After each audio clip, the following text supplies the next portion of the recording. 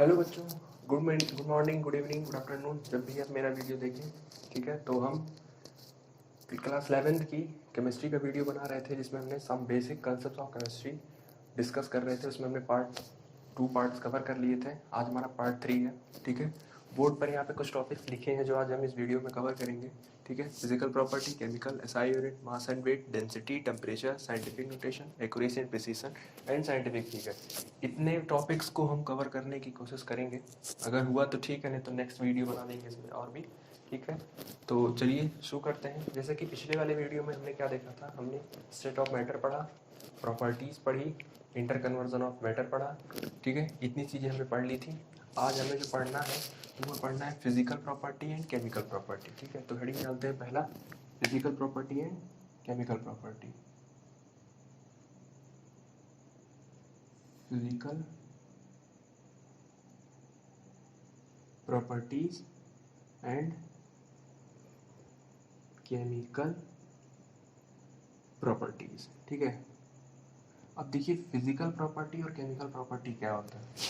Physical property का मतलब ये है कि जो भी किसी भी कंपाउंड की या जो भी किसी मैटर की जो फिजिकली जो स्टेट है उसकी, जैसे उसका कलर हो गया या उसका ऑर्डर हो गया, स्मेल हो गया, टेस्ट हो गया, जो उसका फिजिकली जो है, अगर उस प्रॉपर्टी को हम डिफाइन करें तो उसको हम फिजिकल प्रॉपर्टीज कहते हैं।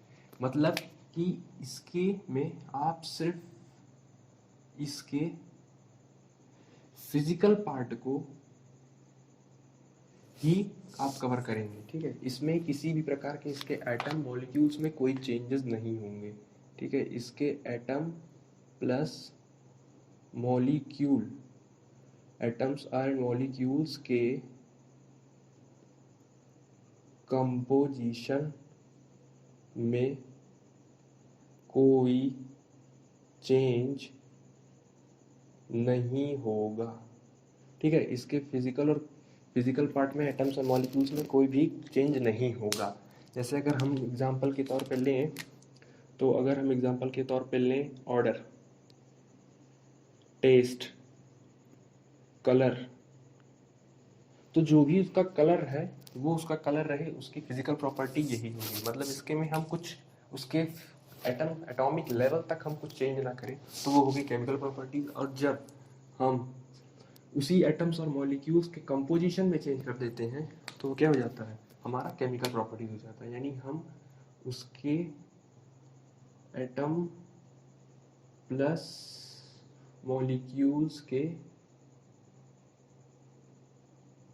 कंपोजिशन में चेंज कर दें। ठीक है, अगर हम एटम्स या मॉलिक्यूल्स के कंपोजिशन में चेंज कर दें, या मतलब कह सकते हैं किसी मैटर के, ये ज़्यादा लिखना सही नहीं है, ये लिख देते हैं किसी मैटर के एटम और मॉलिक्यूल्स के कंपोजिशन में, एटम और मॉलिक्यूल्स के कंपोजिशन में अगर चेंज कर दें तो उसे केमिकल प्रॉपर्टीज़ कहते हैं। ठीक है, अब फिजिकल और केमिकल प्रॉपर्टीज़ कुछ होती हैं और कुछ आपको पता भी है। जैसे एग्जांपल के तौर पे लिख दिया मैं, ऑर्डर, टेस्ट, कलर, ये सब जो है ये फिजिकल प्रॉपर्टी है। केमिकल प्रॉपर्टीज, आप केमिकल प्रॉपर्टीज मतलब एटम चेंज हो जाए, मॉलिक्यूल चेंज हो या उसका अरेंजमेंट चेंज हो जाए, तो ये सब उसकी केमिकल प्रॉपर्टीज आती है। ठीक है, नेक्स्ट आता है आपका एसआई यूनिट। ठीक है, इससे पहले एक टॉपिक और है कि यूनिट जो है वो क्यों इस्तेमाल होता है। ठीक है, जनरली यूनिट जो इस्तेमाल होता है वो मेजरमेंट के लिए होता है। हम मेजरमेंट करते हैं, किसी भी चीज़ को अगर मेज़र करना हो तो उसे हम किससे मेज़र करते हैं, कोई यूनिट चाहिए। अगर हमें यहाँ से या इस मार्कर की लेंथ को मेज़र करना हो तो हमें कुछ यूनिट चाहिए ना, कि यहाँ से यहाँ तक कि हम उसको मेज़र कर सकें। यानी हमें कुछ ऐसे यूनिट्स चाहिए जो इनिशियल दौर पे हो, जो हमें मेज़र करने में या जो हमें काउंट करने में ईजी हो। अब जैसे आपसे अगर क्वेश्चन पूछा जाए कि सबको पता है कि 1 मीटर में 100 सेंटीमीटर और 1 किलोमीटर में 1000 किलोमीटर। अब आपसे अगर कोई पूछे ये वाई, क्यों ऐसा होता है, क्यों 1 मीटर में 100 सेंटीमीटर ही होता है और क्यों 1 किलोमीटर में 1000 ही मीटर होता है, तो ये आप बता नहीं सकते, ये रिलेटिव टर्म है, ये मान लिया गया, ठीक है, ये जो है ये सपोज कर लिया गया है एक बार।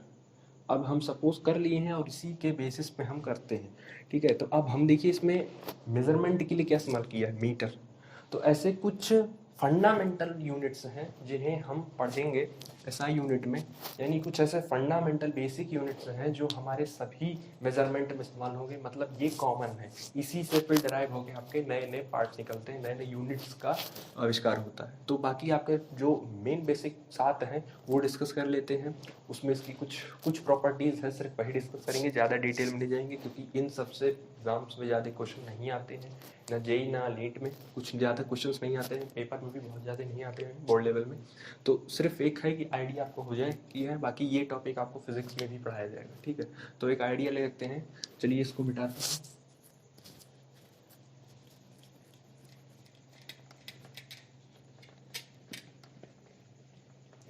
और हम इसी के साथ हमने अपना पहला physical properties and chemical properties ये कवर कर लिया है। अब हमारा बचता है एसआई यूनिट्स, ठीक है। तो हमारे पास जो एसआई यूनिट्स हैं वो हमारे पास टोटल 7 बेसिक यूनिट्स हैं। अच्छा, यूनिट्स ना कह के हम इसे फंडामेंटल यूनिट्स कहते हैं, ठीक है। हम इसे फंडामेंटल यूनिट्स कहते हैं। क्यों फंडामेंटल कहते हैं? अच्छा, ये सब भी आया फंडामेंटल। फंडामेंटल आपने कई जगह पढ़ा होगा, सर लीजिए स्ट्रक्चरल एंड फंडामेंटल, या सर लीजिए फंडामेंटल यूनिट ऑफ लाइफ। तो फंडामेंटल का मतलब होता है कि जो दूसरों को बनाए, उसको ना कोई बनाए, तो वो किसी और को बनाए। जैसे सेल, सेल को क्या बोलते हैं, फंडामेंटल यूनिट ऑफ लाइफ, तो वो लाइफ का क्या है, फंडामेंटल यूनिट है। अब फंडामेंटल है, इसका मतलब क्या है कि वो सेल से ही हम बनता है। अब सेल को कौन बनाता है वो नहीं पता, लेकिन सेल से ही सब बने हैं, चाहे वो प्लांट हो चाहे वो एनिमल्स हो। सेल थ्योरी में आपने पढ़ा होगा, सिल्डेनसन ने दिया था, तो उसमें आपने उसको पढ़ा होगा। तो फंडामेंटल का मतलब 7 ऐसे फंडामेंटल यूनिट्स हैं जिन वो वही हैं जिनके कॉम्बिनेशन से, जिनके कॉम्बिनेशन से नए नए यूनिट्स क्या होते हैं, बनते हैं। तो हम अब उन 7 को एक बार देख लेते हैं। अच्छा, इन 7 की यूनिट्स भी हैं, नाम है इनका, और इनका यूनिट्स भी है, ठीक है। तो एक एक करके हम सारा देख लेते हैं, और उसके बाद हम नेक्स्ट बात करेंगे मास एंड वेट। अच्छा, यूनिट्स में हम ज़्यादा डिस्कस नहीं करेंगे, ठीक है। तो चलिए डिस्कस कर लेते हैं। आपका जो सबसे पहला है वो है लेंथ, दूसरा है मास, तीसरा है टाइम, और आपका चौथा है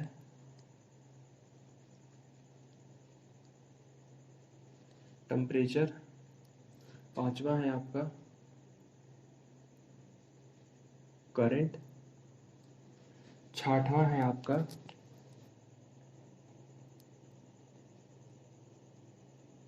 amount of substance, and seventh है आपका लुमिनस इंटेंसिटी, ठीक है। तो ये आपके टोटल 7 यूनिट्स हैं जिनके कॉम्बिनेशन से हमारे नए नए बेसिक फंडामेंटल यूनिट्स क्या होते हैं, मेजर होते हैं। अब इनको हम देख लेते हैं कि इनको डिनोट कैसे करते हैं, ठीक है। लेंथ को हम डिनोट करते हैं एल से, मास को डिनोट करते हैं स्मॉल एम से, टाइम को डिनोट करते हैं स्मॉल टी से, टेम्परेचर को डिनोट करते हैं कैपिटल टी से, करंट को डोनेट करते हैं capital I, amount of substance N मतलब हम मोल से करते हैं, और लुमिनस इंटेंसिटी जो होता है, देखिए लुमिनस इंटेंसिटी क्या है, कई कई जगहों पे कुछ अलग अलग लिखा जाता है, ठीक है। तो लुमिनस इंटेंसिटी कहीं कहीं जगहों पे कुछ अलग अलग लिखा जाता है, हालांकि यहाँ पे आई से ही डिनोट करते हैं, आई और वी लिख देते हैं, ठीक है, आई वी लिख देते हैं लुमिनस इंटेंसिटी को। तो ये जानते रहिए, और मुझे लगता है शायद वीडियो हिल गया कुछ, नहीं सही है, ठीक है। तो ये हो गया आपका। अब इन सारी यूनिट्स की ऐसा यूनिट्स हैं, ठीक है। अब वो ऐसा यूनिट्स क्या है, अब इनकी जो ऐसा यूनिट्स हैं, जैसे लेंथ की जो ऐसा यूनिट है वो है मीटर, ठीक है। मास की जो ऐसा यूनिट है वो है केजी, टाइम की जो ऐसा यूनिट है वो है सेकेंड, टेम्परेचर की जो ऐसा यूनिट रखा गया है केल्विन। करंट की 10th में आपने पढ़ा होगा करंट एम्पियर, ठीक है। अमाउंट ऑफ सब्सटेंस मतलब ये बात हो रही है आपके मोल की, ठीक है। और लुमिनस इंटेंसिटी की यूनिट होती है कैंडेला, ठीक है। तो ये आपके यूनिट्स हो गए। अब इनको डोनेट कैसे करते हैं, ठीक है, किसके लिए क्या है, तो इनके लिए आप ज़्यादा नहीं है, मीटर को लिखते हैं एम से, केजी ऐसे ही, सेकेंड को एस, केल्विन को के, एम्पियर को ए, और मोल को हम मोल ही लिखते हैं, और कैंडेला को हम सीडी लिखते हैं, ठीक है। तो ये आपके 7 बेसिक यूनिट्स हो गई, ठीक है। और ये इनको डोनेट हो गया, ये इनके 7 यूनिट्स हो गए, और ये हम उपयोग करेंगे अपने जो मेजरमेंट या जो यूनिट्स लगते हैं उसमें, ठीक है। तो वीडियो को पॉज करके एक बार नोट कर लीजिए, और बारी बारी से एक एक करके हम एक बार डिस्कस भी कर लेते हैं। हालांकि हमने यहाँ पे मास से डिस्कस किया है, मास वेट हो गया आपका, टाइम नहीं है, टेम्परेचर हो गया, तो फिर तो कुछ हम क्या करेंगे, एक एक करके थोड़ा थोड़ा सभी डिस्कस कर लेते हैं, ठीक है। तो हम इसको मिटा देते हैं और बाकी सभी हम डिस्कस कर लेते हैं।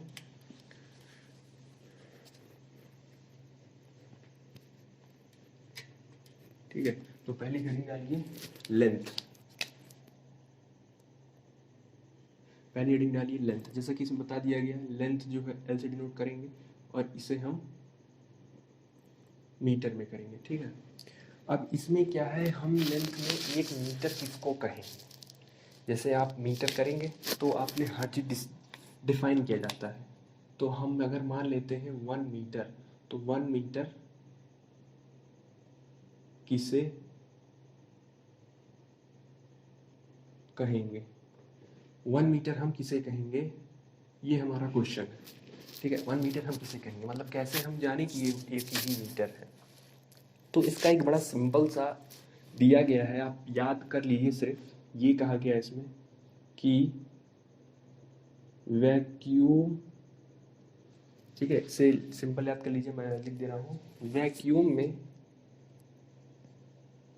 लाइट के, या मैं हिंदी में इंग्लिश लिखता हूँ, ठीक है, लाइट के द्वारा, वैक्यूम में लाइट के द्वारा 1/, वैल्यू थोड़ी लंबी है तो मुझे देखना पड़ेगा, 299792458 792458 सेकंड में चली गई दूरी को 1 मीटर कहते हैं, ठीक है। चली गई दूरी को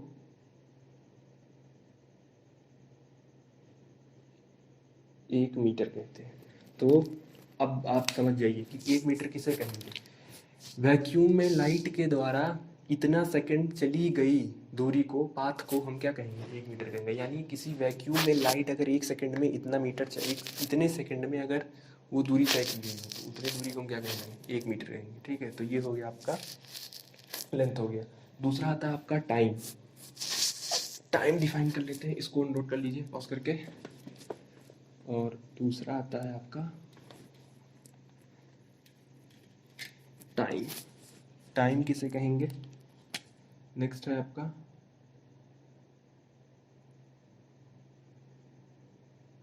ठीक है, टाइम को हम डिनोट करते हैं स्मॉल टी से, और यूनिट है इसकी सेकेंड, ठीक है। बहुत फेमस है क्योंकि जनरली आप फिजिक्स में भी हर जगह स्मॉल टी ही इस्तेमाल करते हैं, फिजिक्स में करते हैं, ठीक है। इसमें क्या कहा गया है, इसमें कहा गया है कि 1 सेकेंड किसे कहेंगे, सेम क्वेश्चन वही है कि अब इसमें आप डिफाइन करेंगे 1 सेकेंड किसे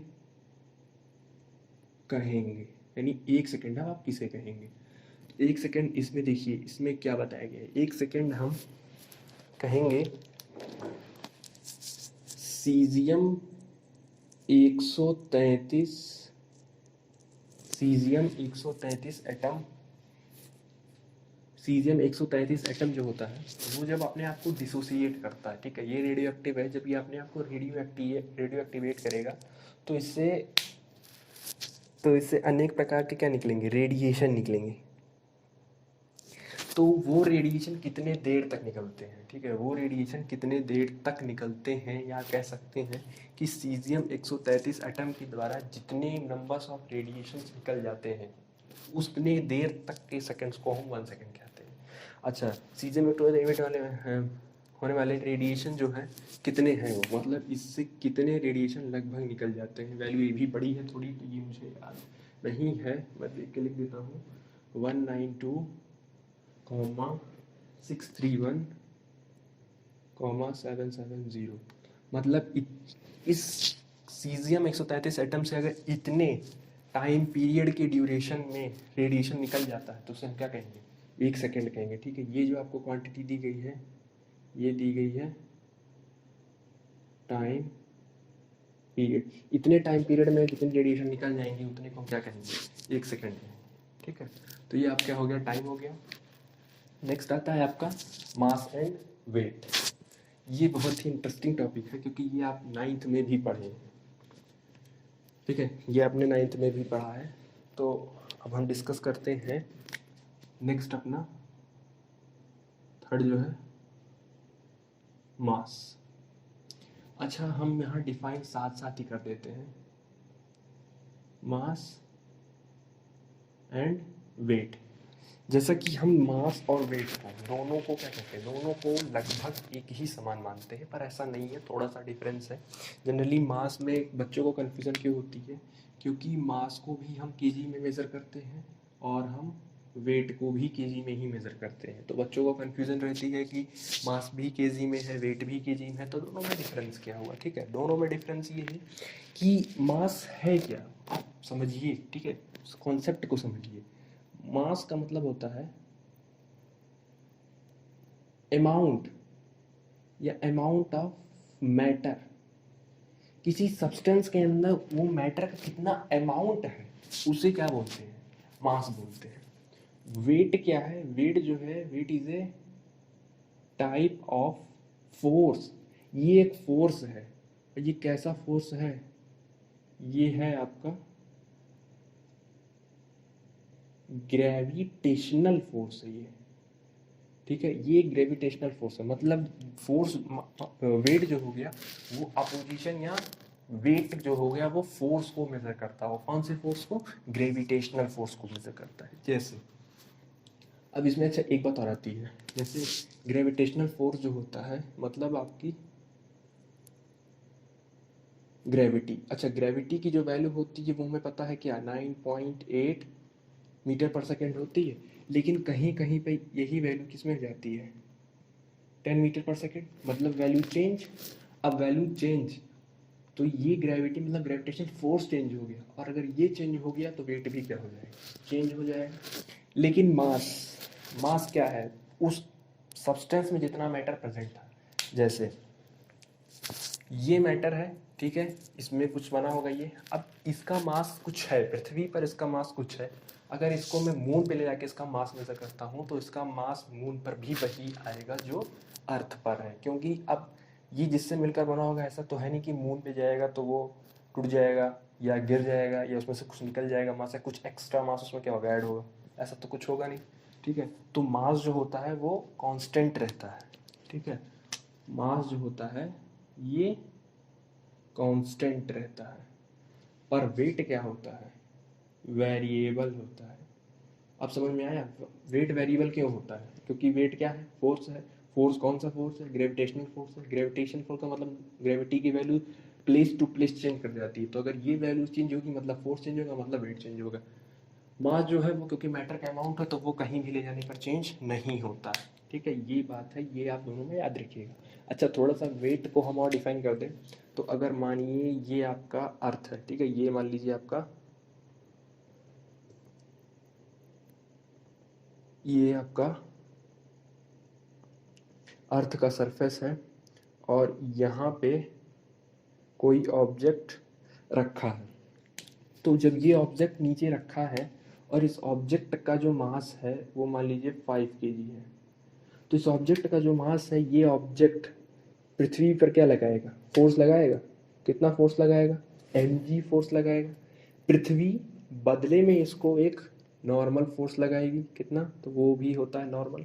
इससे हम क्या बोल सकते हैं कि n is equal to mg, और मास की वैल्यू कितनी है 5, जी की वैल्यू हम यहाँ 10 मान लेते हैं, तो ये हो गया 50 न्यूटन। यानी इस बॉक्स पर टोटल अब कितना फोर्स लग रहा है, 50 न्यूटन। लेकिन अगर आप सोचिए, अगर हम ये सरफेस नीचे से हटा दें तो फिर क्या फोर्स लगेगा। अगर इसी को हम, ये आपका मास है और ये आपका सरफेस है, अब मैं आपसे कहूँ कि अभी भी ये 5 किलो का है और इस पे आप नॉर्मल रिएक्शन वेट फाइंड कीजिए या वेट फाइंड कीजिए। अच्छा, यही नॉर्मल रिएक्शन आपका क्या होता है, वेट ही होता है। ठीक है, जो नॉर्मल रिएक्शन आप निकालते हैं वही क्या होता है, वेट होता है। जैसे आप वेइंग मशीन पर खड़े होते हैं, तो वेइंग मशीन में जब आप खड़े होते हैं तो आपका वेट जो है, यानी आपके द्वारा लगाया गया पृथ्वी पर फोर्स नीचे लगता है और पृथ्वी उसे रिवर्स डायरेक्शन में ऊपर लगाती है, तो इसी वजह से आपका वेट आपको पता चल जाता है। ठीक है, अब इस कंडीशन में क्या होगा, वेट कितना होगा, 50 न्यूटन अभी भी होगा, नहीं 50 न्यूटन नहीं होगा। ठीक है, 50 न्यूटन इसलिए नहीं होगा क्योंकि 50 न्यूटन लगने के लिए इसको नीचे फोर्स लगना चाहिए, कि सरफेस पे कांटेक्ट में ये है नहीं। तो जब सरफेस के कांटेक्ट में है नहीं तो ये नॉर्मल लगाएगा नहीं, तो जब नॉर्मल नहीं लगाएगा तो इस केस में नॉर्मल इसका कितना हो गया, 0। इसका मतलब इसका वेट कितना हो गया, वो भी कितना हो गया, 0। ऐसी कंडीशन होती है, 9th में आपने पढ़ी होगी, फ्री फॉल। ठीक है, फ्री फॉल की कंडीशन होती है जिसे हम वेटलेसनेस भी कहते हैं। ऐसी कंडीशन में किसी भी ह्यूमन का वेट जो होता है वो उसको फील होता है कि वो 0 हो। ठीक है, तो ये था वेट के बारे में। बाकी अब 9th में और 11th में इसका डिटेल पढ़ेंगे, यहाँ तो थोड़ा सा था तो मैंने थोड़ा सा डिस्क्राइब कर दिया। तो ये हो गया आपका मास एंड वेट। ठीक है, नोट कर लीजिए। और नेक्स्ट आता है आपका डेंसिटी। ठीक है, नेक्स्ट आता है आपका डेंसिटी। तो डेंसिटी में कुछ ज़्यादा समझाने के लिए नहीं है,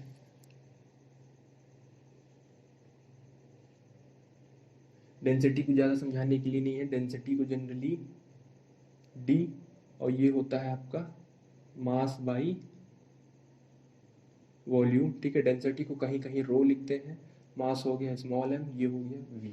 अब इसकी यूनिट्स की बात करें तो मास की यूनिट हो गई आपकी kg, वॉल्यूम की यूनिट हो गई मीटर क्यूब, तो इसकी जो यूनिट्स निकलेगी वो निकलेगी kg मीटर क्यूब। ठीक है, तो क्योंकि डेंसिटी हम बहुत बड़े बड़े का नहीं मेज़र करेंगे। और अच्छा, ये जो यूनिट्स हमने लिखी है, ये लिखी है हमने CGS सिस्टम में। ठीक है, नहीं सॉरी, ये हमने लिखा है MKS सिस्टम, MKS। अच्छा, एक बात यहाँ जान लीजिए कि यूनिट्स जो होती हैं वो 3 तरह से लिखी जा सकती हैं। एक लिखी जाती हैं CGS, एक लिखी जाती हैं MKS, और एक लिखी जाती हैं FPS। ठीक है, अब तीनों क्या है मैं बता देता हूँ। यहाँ पे C का मतलब सेंटीमीटर, ग्राम, सेकेंड, मीटर, केजी, सेकेंड, ये हो गया आपका फुट, ये हो गया पाउंड, ये हो गया सेकेंड। तो ये जनरली यहाँ नहीं इंडिया में इस्तेमाल होता है, ये विदेशों में इस्तेमाल होता है, अपने यहाँ ये होता है। तो MKS का मतलब M का मतलब मीटर, CGS मतलब C का मतलब सेंटीमीटर। तो सेंटीमीटर का हमेशा छोटे साथ कौन रहेगा, ग्राम रहेगा, और ग्राम के साथ सेकेंड ही है वो, मीटर के साथ किलोग्राम। तो ये जो यूनिट लिखी है किसमें लिखी गई है, MKS में, क्योंकि यहाँ मीटर के साथ केजी आया तो ये केजी लिखा है, तो ये MKS में लिखी है। लेकिन जनरली हम क्या है कि हम अपने लेबोरेटरी में इसे इस्तेमाल करने के लिए छोटी वैल्यूज़ का भी इस्तेमाल करते हैं। तो छोटी वैल्यूज का इस्तेमाल करने के लिए अब हम इसमें क्या लिख सकते हैं, इसको ग्राम कर सकते हैं, इसको सेंटीमीटर क्यूब कर सकते हैं। तो अगर ये हम कर सकते हैं तो ये फिर यूनिट हमारी किस में हो जाएगी, ये यूनिट हो जाएगी हमारी CGS यूनिट में हो जाएगी। ठीक है, तो बस यही इतना इसमें था, ज़्यादा कुछ है नहीं इसमें। ठीक है, नोट कर लीजिए, बहुत ज़्यादा नहीं है इसमें कुछ।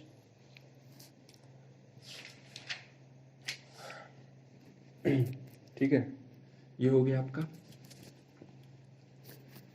नेक्स्ट आता है आपका टेम्परेचर। ठीक है, नेक्स्ट आता है आपका टेम्परेचर, साइंटिफिक नोटेशन। तो साइंटिफिक नोटेशन से पहले थोड़ा सा एक कॉन्सेप्ट और है। तो नेक्स्ट आता है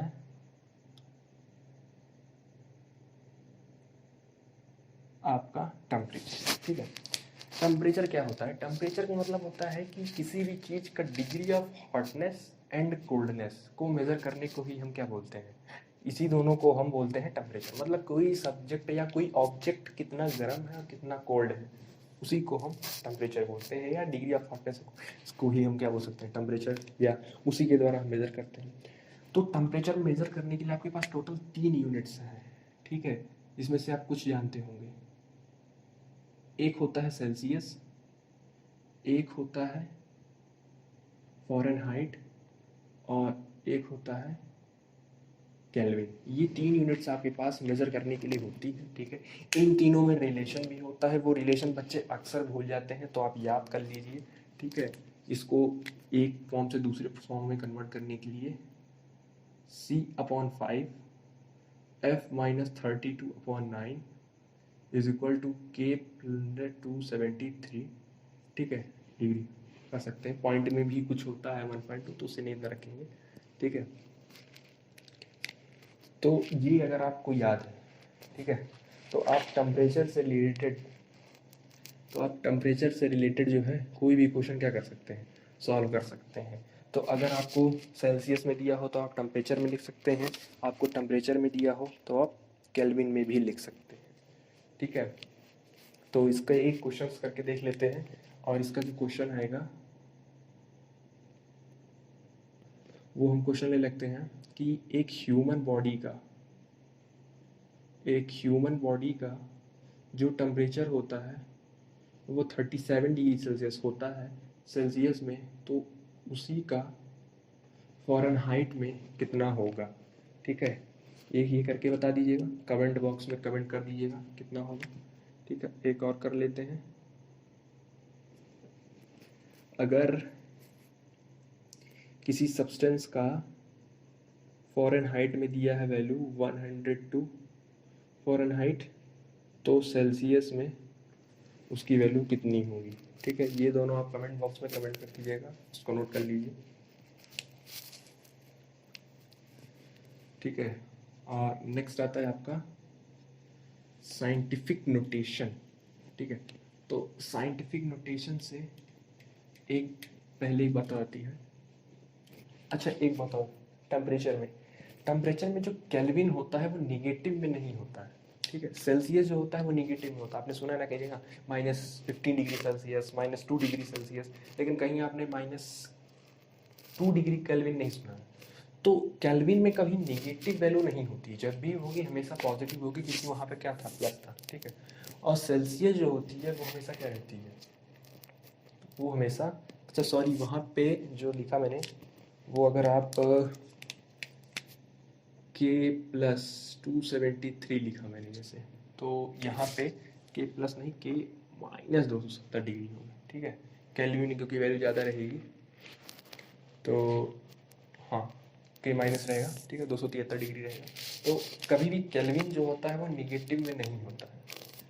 जो आपका बाकी से होते हैं फ़ारेनहाइट और वो ठीक है, लेकिन ये कभी नहीं होता। इसीलिए इसको क्या, टेम्परेचर की फंडामेंटल यूनिट इसीलिए इसी को मानी गई है, क्योंकि केल्विन क्या होता है? नेगेटिव में नहीं होता है, ठीक है। तो उसके बाद आता है आपका, अच्छा उससे पहले एक और आता है यूनिट्स को डराइव करना। हमने पढ़ लिया, तो हम अब पढ़ते हैं यूनिट्स को डराइव करना, ठीक है। ये ऊपर से मिटा देते हैं।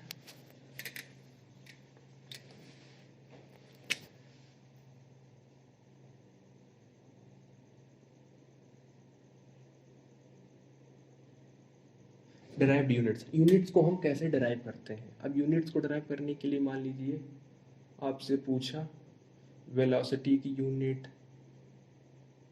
आपसे पूछा एक्सेलरेशन की यूनिट, आपसे पूछा फोर्स की यूनिट, मतलब ऐसे आपसे किसी भी चीज़ की यूनिट अगर पूछ लेता तो आप क्या करेंगे, ठीक है। तो कुछ नहीं करना है, बस फॉर्मूला आपको याद होना चाहिए। Displacement velocity is equal to क्या होता है? डिस्प्लेसमेंट अपॉन क्या होता है? टाइम होता है। डिस्प्लेसमेंट किस में मेज़र करते हैं आप? मीटर में। टाइम किस में मेज़र करते हैं? सेकंड में। तो इसकी यूनिट्स क्या हो जाएगी? मीटर पर सेकंड हो जाएगी। एक्सेलरेशन इज इक्वल टू क्या होता है? वेलोसिटी अपॉन टाइम होता है। वेलोसिटी की यूनिट आपने ऑलरेडी मेज़र की है, मीटर पर सेकेंड, नीचे टाइम है, ये ऊपर आएगा तो मीटर पर सेकेंड इंटू पर सेकेंड, तो कितना हो जाएगा मीटर पर सेकेंड स्क्वायर। ऐसे फोर्स की यूनिट, तो फोर्स इज इक्वल टू क्या होता है मास इंटू एक्सेलरेशन। मास की यूनिट हो गई केजी और एक्सेलरेशन की यूनिट हो गई मीटर पर सेकेंड स्क्वायर, तो यूनिट क्या निकल जाएगी किलोग्राम मीटर पर सेकेंड स्क्वायर।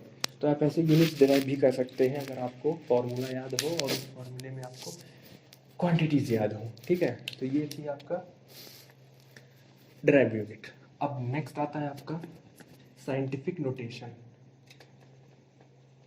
ठीक है। नेक्स्ट आता है आपका साइंटिफिक नोटेशन। तो हम लोगों ने इसमें से कुछ पार्ट्स क्लियर कर लिए हैं, जैसे हमने एसआई यूनिट्स के लिए कर लिया, मास एंड वेट कर लिया, डेंसिटी कर लिया, टेम्परेचर कर लिया, और अब हमें करना है साइंटिफिक नोटेशन, ठीक है। तो साइंटिफिक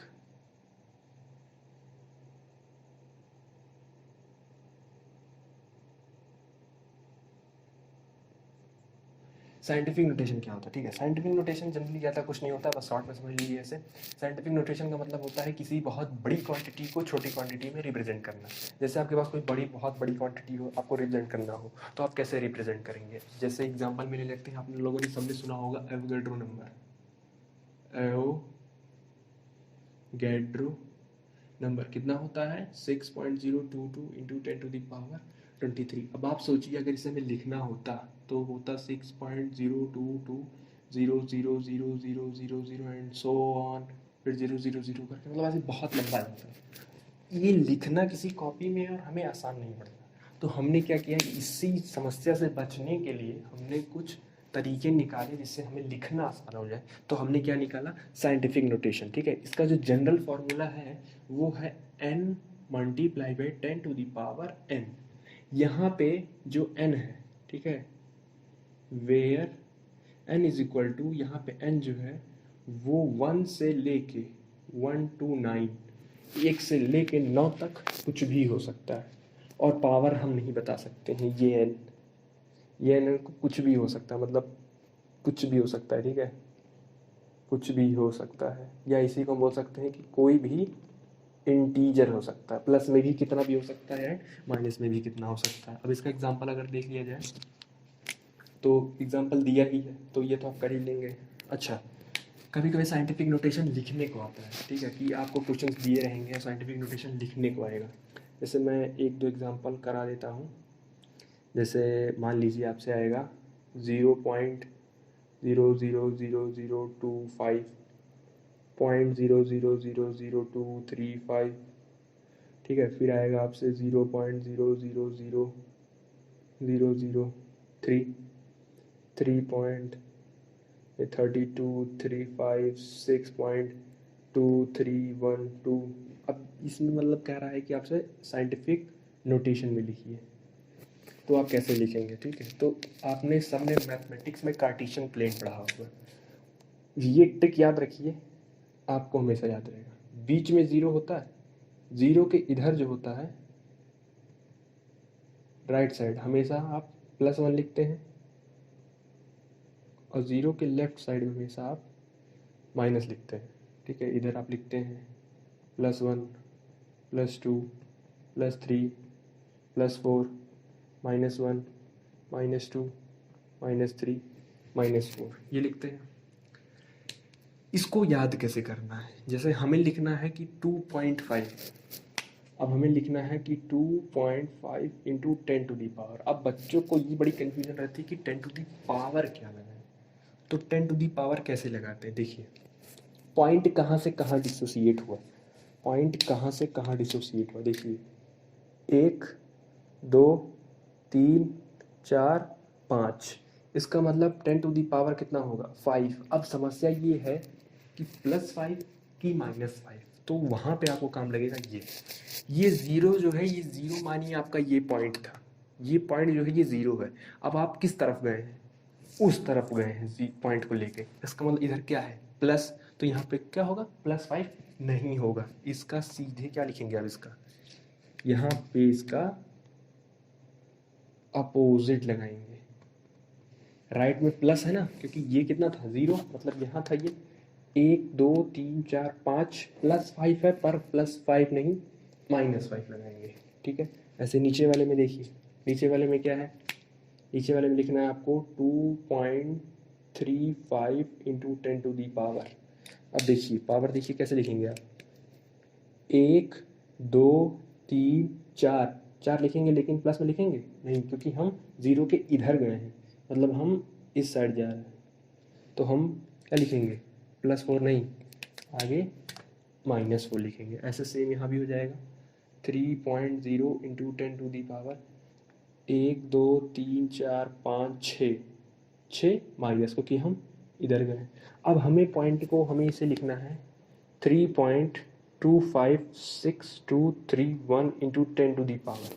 अब देखिए इस बार पॉइंट को इधर लाना है, मतलब 1 2 3, मतलब अब इधर लाना है, इधर नेगेटिव है पर पावर कितना चढ़ेगा, पॉजिटिव चढ़ेगा, तो 1 2 3 सॉरी 1 2 3 सॉरी यहाँ पे 3 हो जाएगा, तो ये पॉजिटिव, यहाँ पावर पॉजिटिव हो जाएगा, ठीक है। तो बाकी क्वेश्चन आप सॉल्व करिए, उम्मीद करते हैं कि समझ में आ गया होगा कि किधर प्लस किधर माइनस। ये बात याद रखिएगा, जिधर राइट है उधर नेगेटिव, जिधर लेफ्ट है उधर तुरंत पॉजिटिव, तो ये बातें आप याद रखिएगा, और अगर ये याद है तो आपको दिक्कत नहीं होगी, ठीक है।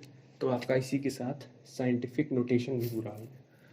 अब नेक्स्ट आता है आपका एक्यूरेसी एंड प्रिसीजन। इसमें बच्चों को बड़ी कन्फ्यूजन होती है, क्योंकि ये बहुत सिंपल सा है, बहुत कठिन नहीं है। तो ये देखते हैं आप,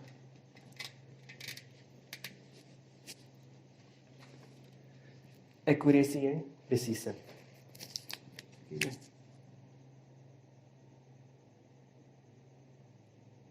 एक्यूरेसी साथ में लिख लेता हूँ इसको भी, प्रिसीजन, ठीक है। एक्यूरेसी और प्रिसीजन का मतलब क्या होता है, एक्यूरेसी और प्रिसीजन का सबसे बढ़िया जो मतलब है वो होता है लेबोरेटरी में जब आप कोई भी एक्सपेरिमेंट करते हैं, ठीक है। जब आप कोई एक्सपेरिमेंट करते हैं तो वहाँ पे क्या होता है, जब आप कोई एक्सपेरिमेंट करते हैं तो वहाँ पे वैल्यूज जो होती हैं वो क्या होती हैं, एक बार में नहीं कैलकुलेट होती हैं। मतलब एक्सपेरिमेंट के दौरान हम उसी एक्सपेरिमेंट को 2-3 बार करते हैं, एक बार किया वैल्यूज कुछ मिली, फिर किया फिर कुछ मिली, फिर किया फिर कुछ मिली, तो आप 3-4 बार करते हैं, फिर उन सब का एवरेज लेके कोई एक निकालते हैं, ठीक है। जैसे आप यहाँ से गाड़ी लेके लखनऊ जाइए तो आप एक स्पीड से नहीं चलते हैं, कभी 60 कभी 40 कभी 100 कभी 80 कभी 20, ऐसे डिफरेंट स्पीड से आप चलते गए हैं। तो अब पूछा जाए कि पूरी जर्नी के अलावा आपने कितना स्पीड कवर किया, कितने स्पीड से कवर किया, तो आप पूरे जर्नी का और टाइम करेंगे, उसका एवरेज ले लेंगे। तो ऐसे ही यहाँ पे आप जो एक्सपेरिमेंट कर रहे हैं उसमें आपने कौन सी वैल्यू आपको लेनी है।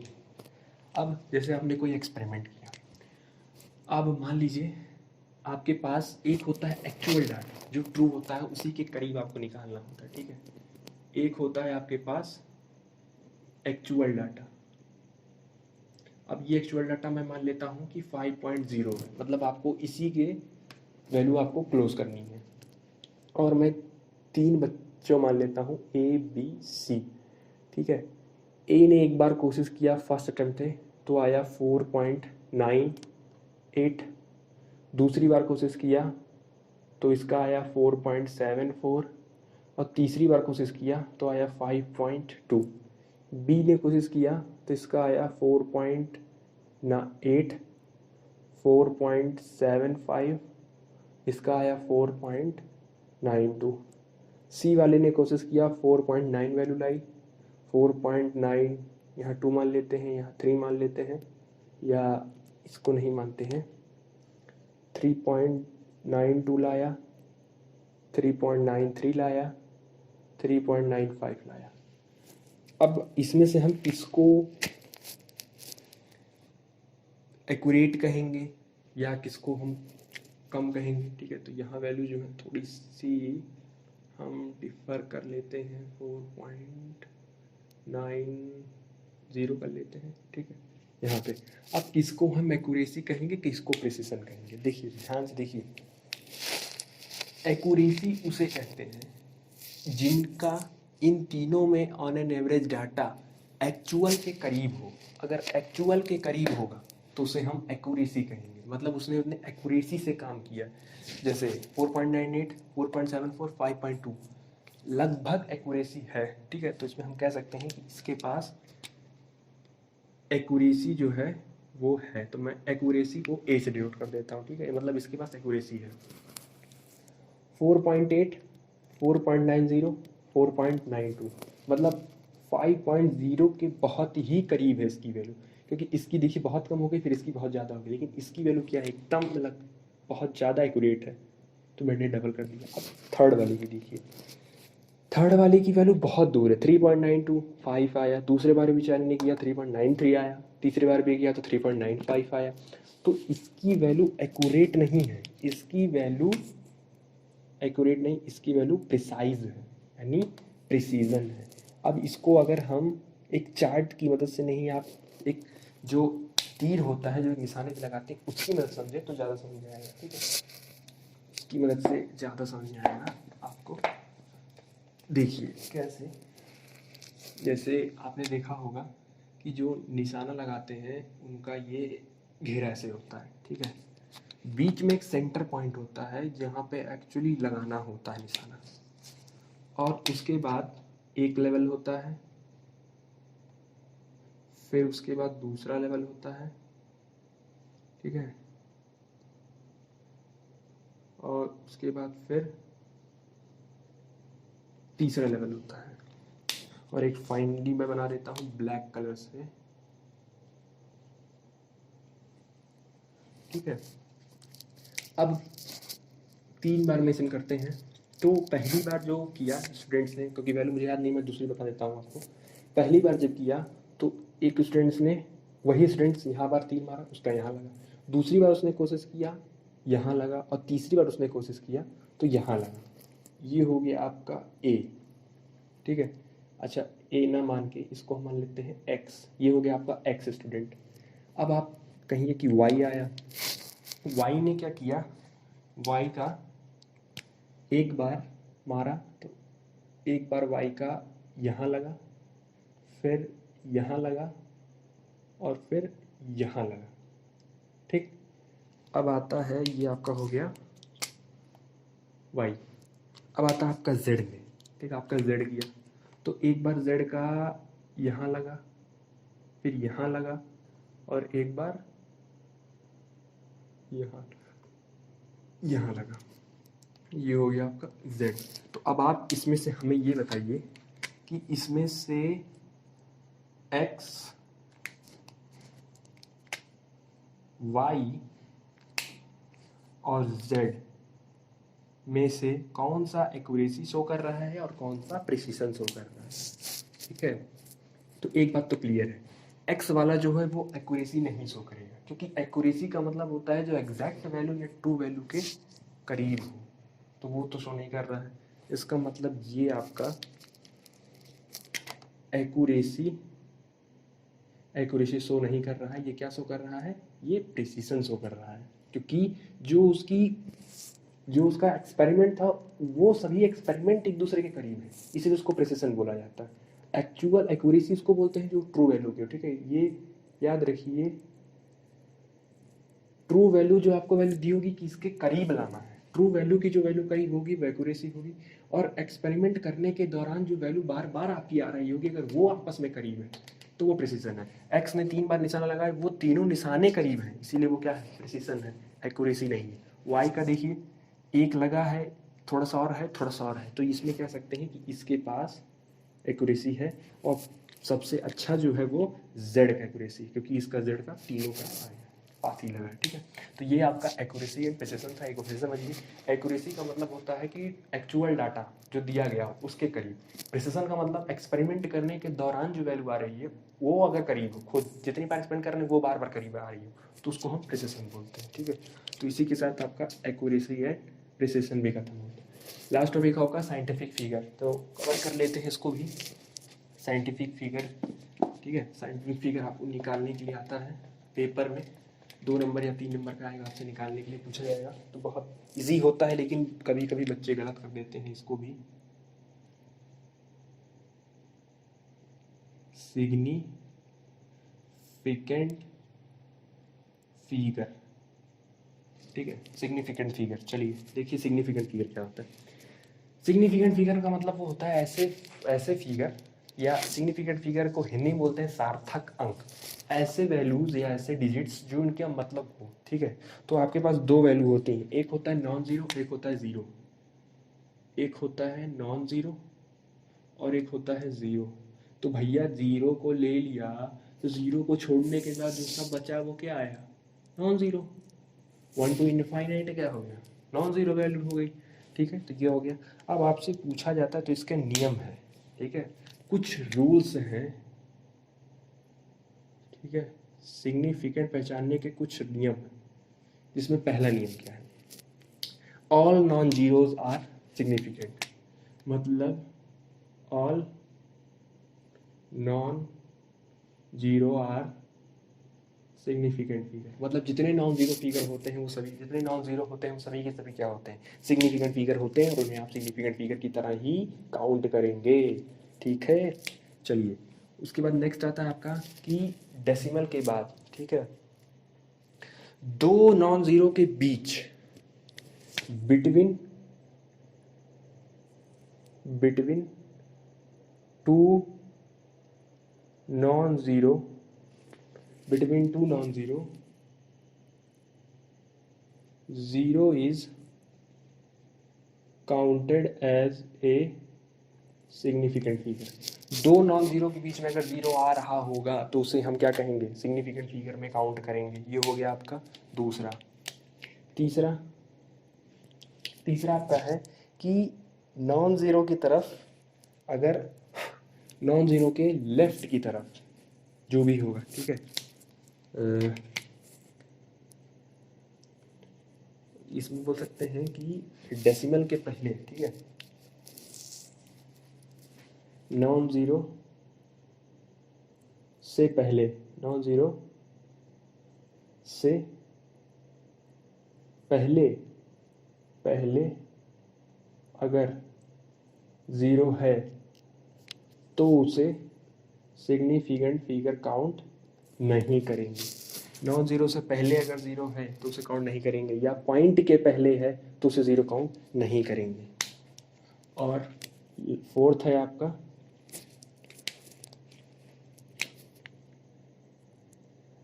राइट में